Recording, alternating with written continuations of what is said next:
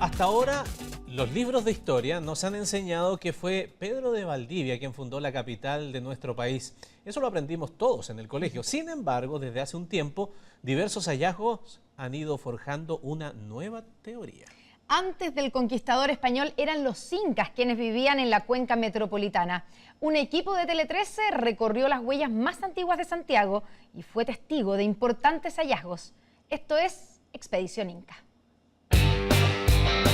El arqueólogo Rubén Esteberg lleva más de 40 años investigando la presencia inca en lo que hoy conocemos como Santiago. Pero es en el último tiempo que con mayor certeza se sabe quiénes habitaban la cuenca del Mapocho cuando llegaron los españoles.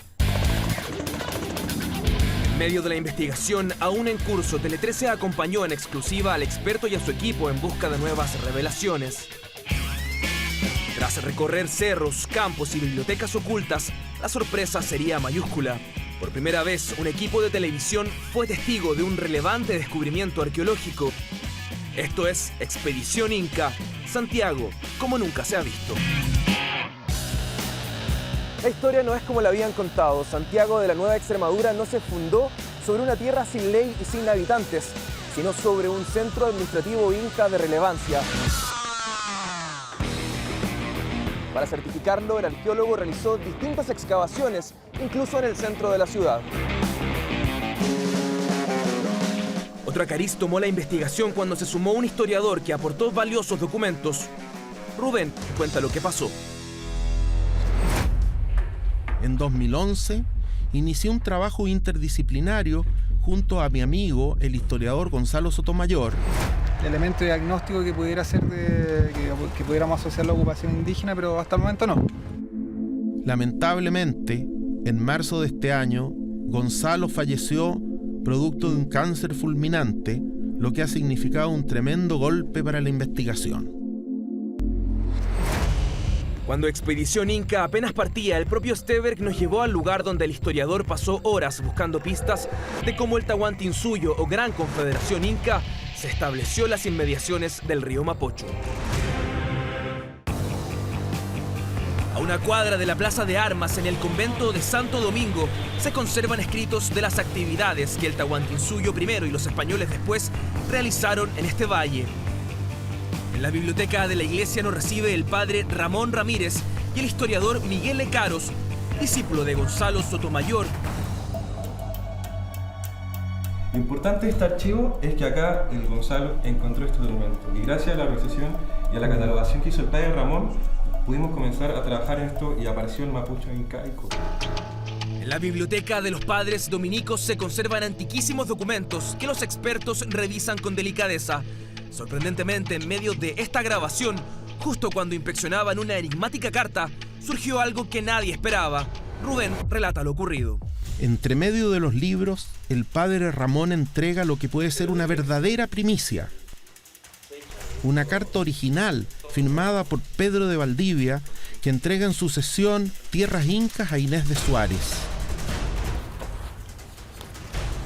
Ahí está. Este es el documento de la carta de Pedro de Valdivia. Mira, ahí dice Pedro de Valdivia. El documento certifica que los incas convivieron con los españoles cuando estos llegaron.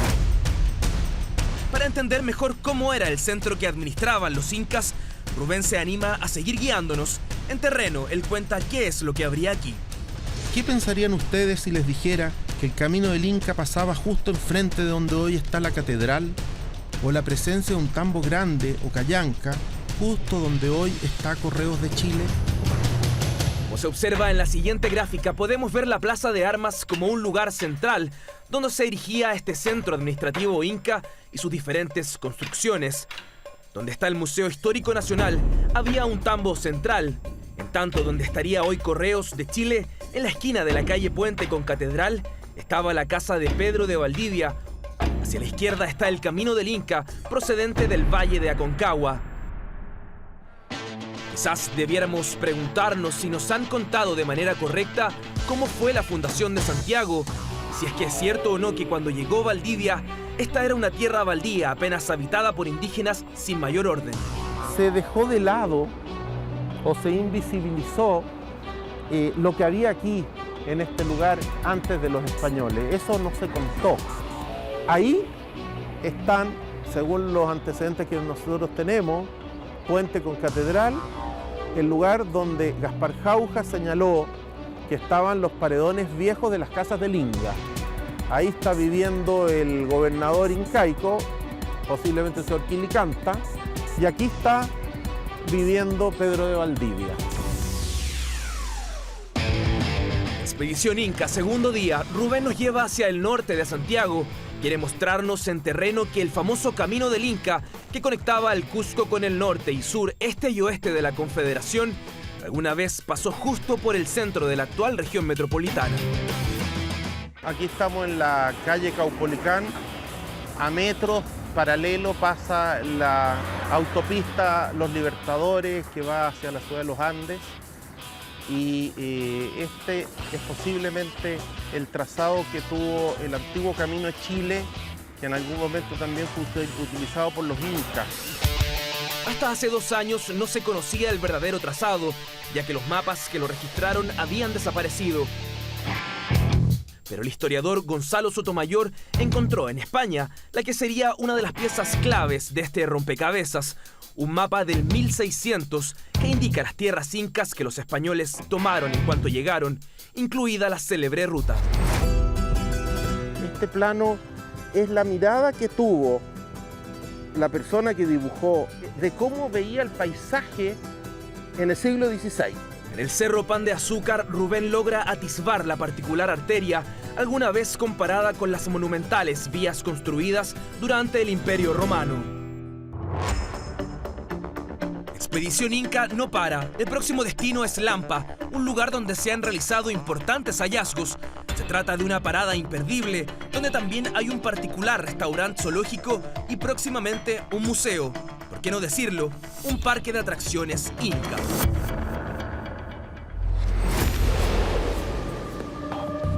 Él es Pablo Carvajal, su dueño. Hace 4 años, mientras construía una piscina, dio con sorprendentes hallazgos, un cráneo, un cintillo de oro y artefactos de uso diario, todo lo cual hoy es parte de lo que se puede ver en este lugar. Esta es mi casa, bueno, y aquí partió todo. Ahora les voy a mostrar dónde encontramos el primer hallazgo arqueológico, en mi piscina. Esto fue encontrado aquí en la piscina. Las piezas descubiertas resultan ser hallazgos difíciles de encontrar en esta zona de Chile, como este cintillo de oro, el que claramente perteneció a una autoridad. Esta pieza, a mí no me cabe duda que el personaje que se encontró en el hallazgo acá arqueológico tuvo que haber sido un personaje importante. Es la sensación que tengo yo, visto no de la parte científica. En su parcela, Pablo Carvajal atesora más de 200 piezas incas que fueron certificadas por el Consejo de Monumentos Nacionales. Con la certeza de su extraordinario valor, Pablo quiere construir un museo de sitio.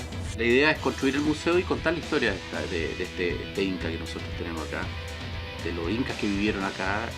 No cabe duda la importancia que tiene esto, inclusive en nuestra cultura. Daniel Pavlovich, arqueólogo, es uno de los investigadores que ha buscado entender la presencia inca en la actual región metropolitana. Pavlovich conoce bien los hallazgos en Lampa, pues gracias a un proyecto Fondesit, él mismo ha excavado varias veces las tierras de Pablo y otras. En la colección de Pablo también, de manera bastante relevante, hay algunos objetos que son bastante poco comunes. Por ejemplo, decoraciones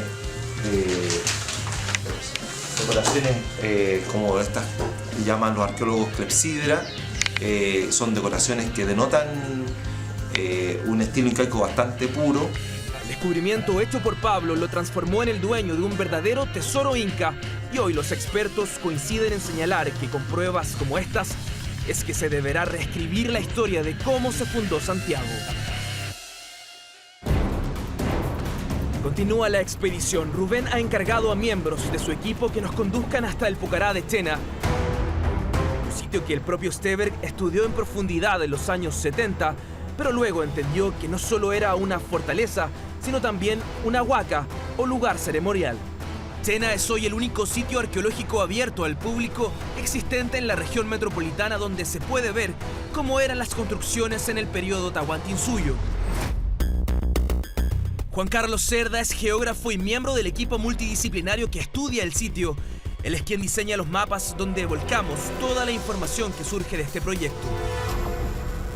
La importancia que tuvo para el Inca tiene que ver con dos temas, un tema ceremonial y otro tema que está relacionado con el control que tienen sobre el Valle del Mapocho. Cuando lleguemos a la cumbre nos vamos a dar cuenta que tiene una visual de las 4 posiciones cardinales, ya, lo cual te permite controlar el acceso, la entrada y la salida para el Valle del Mapocho. Tena siempre sorprende. El año pasado el arqueólogo Rubén Steberg protagonizó un importante descubrimiento, así lo recuerda. Unos montículos de tierra cubiertos de pasto resultaron ser una de las célebres plataformas ceremoniales que el Tahuantinsuyo construyó en las principales plazas incaicas. Contenían un agujero central o ushnu que servía como conector de los 3 mundos. El de arriba, donde residen las principales divinidades. El de abajo, residencia de los ancestros. Y el de la superficie, donde habitamos los seres vivos. A este lugar concurría el representante del Inca para hacer sus ofrendas y recibir el poder de las divinidades. Esto le otorga al sitio una importancia particular, ser la plataforma ushnu más austral del Tahuantinsuyo.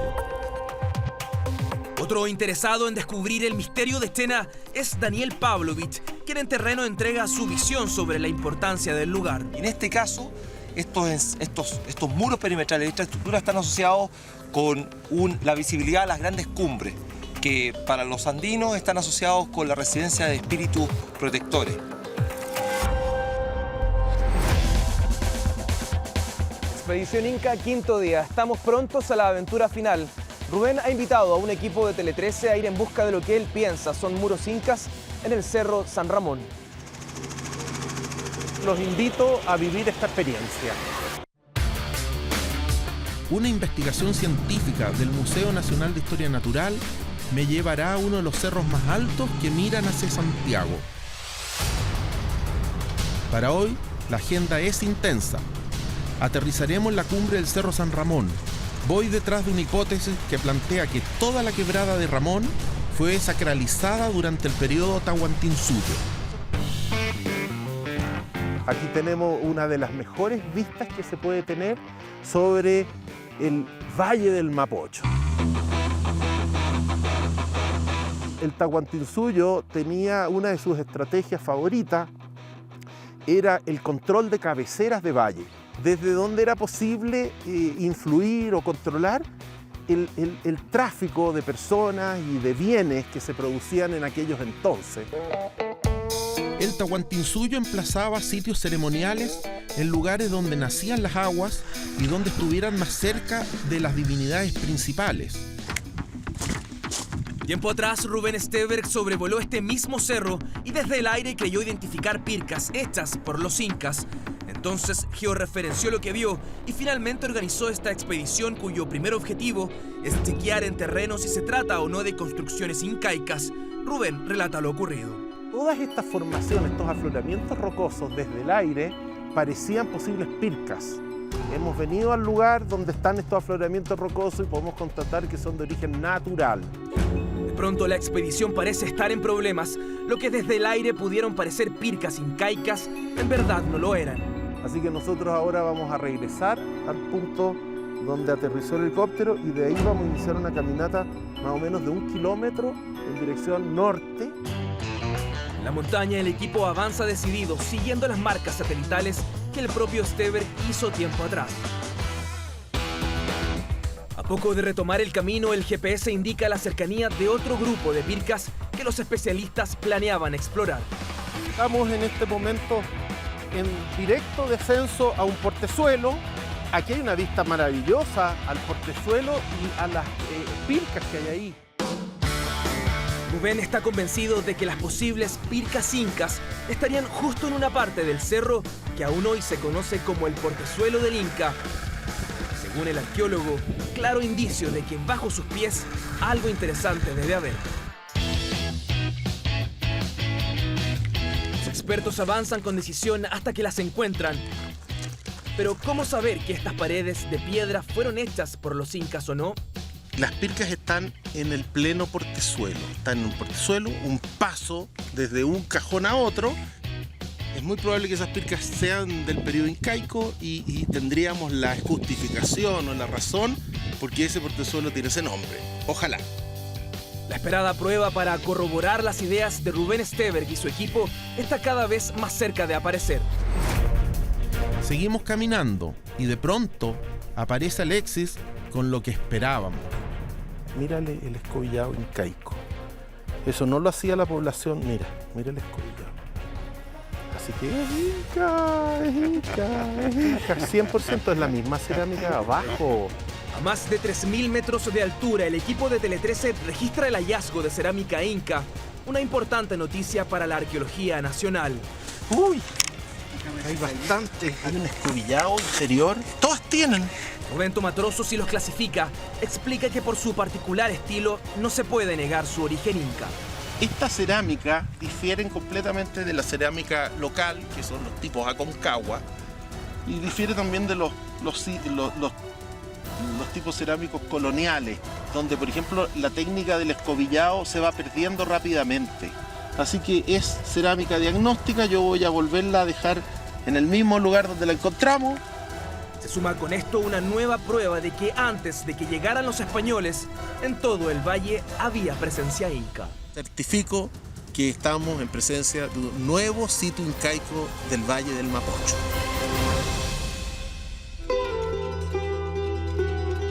Es hora de regresar a Santiago, una ciudad que existía antes de que fuera fundada.